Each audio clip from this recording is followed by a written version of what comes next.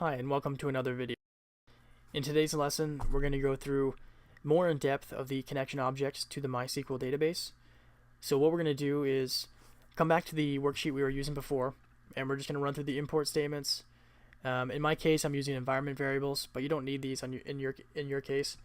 So if you're not using these environment variables, you can just pass in a string for the user as well as the password, and it should work just fine. So what we've done up to this point is we created a connection object, and we're actually connected to the MySQL database. And the way I can show you that is if you open up your MySQL Workbench and you come up here to Server and click on Client Connections, what you're going to see here is all the connections that are going through your server. So the connection we just created is down here. So, user root. We're connected to the database employees, and right now the connection is actually asleep because it's not doing anything. And you can see how long this connection's been alive for. So just to show you that we can create more connections to the database, what I'll do is just copy this code, and I'm just going to create another 3 connections, just connection 1, 2, and 3. So in total we're going to have obviously 4 connections. And just to show you those 4 connections, you can see them right here. So we have 1, 2, 3, and 4. Again, you can see how long they've been alive for.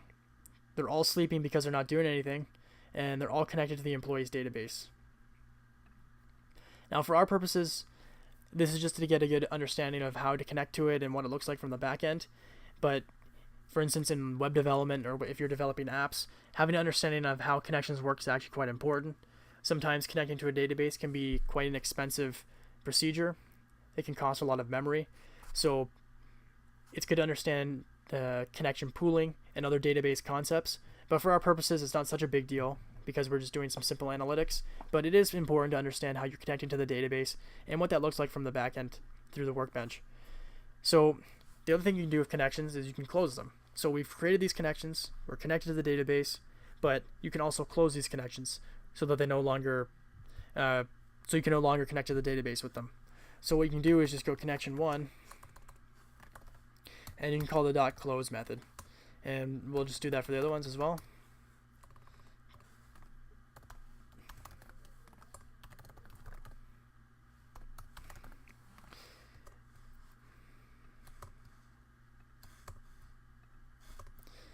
Okay, so when we run that cell, what we'll see in the workbench is that they've all been closed except for 1, and that's good. That's exactly what we want to see. So the other thing I want to show you is the workbench will actually show you the connection that's not only currently connected to it, but also currently querying your database. And what we're going to do is run a fairly lengthy query. We're going to select all of the entries from the salaries table. So the query for that is really simple. It's just a select star from salaries. Now I believe this query will pull out about 2.8 million records, which is good because it's a little bit more expensive, so you'll get to see the querying from the backside. So what we'll do is throw this into a data frame.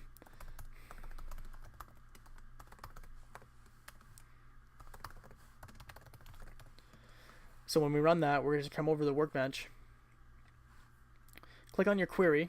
You can see that it's sending, and we'll just click on the show details here, and you can see under info the exact query that we're calling for the database. So select everything from salaries, and you can see that it's taking, so far it's been 20 seconds running this query.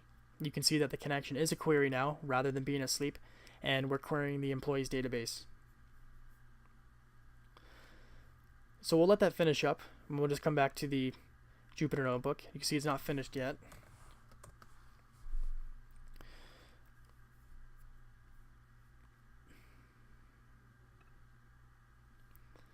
And this number here will eventually, great, so it should actually be finished now because this connection is actually asleep and it's not querying, so it should actually be done.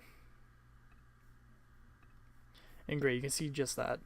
So you can see in this data frame we pulled out 2.8 million rows. That's why it took a little bit long to run that. To show you again that you can get the information for the query. We'll just call a where statement, and we'll just say where salary is greater than, let's say, 50,000. It's still going to pull quite a bit of records, but I want to show you that info statement again. So when you come here, great, you can see under info, you got to make sure you click on that query though. See, when I click on another one, it doesn't show. Click on this query, you can see that the information is select all from salaries, where salary is greater than, 50,000. And that's important because you can see what connections are going through your server and what databases they're connected to and what they're doing. So it's kind of cool actually to see how you're connected that way.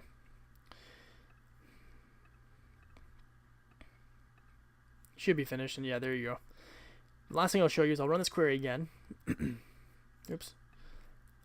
We'll run that query again. We'll come back to the workbench. This time what we're going to do is we're actually just going to kill this query. So you can see that's been running for 6 seconds. We can click down here, kill query. It's now asleep, it's finished, and you should see an actual error statement in the Jupyter notebook. And great, you can see that we actually killed the connection from the backside. So I hope that gives you a little bit more information of what connections look like and how you can kind of explore the MySQL Workbench and connections and kind of working with them that way. So hope that was informative, and I'll see you next time.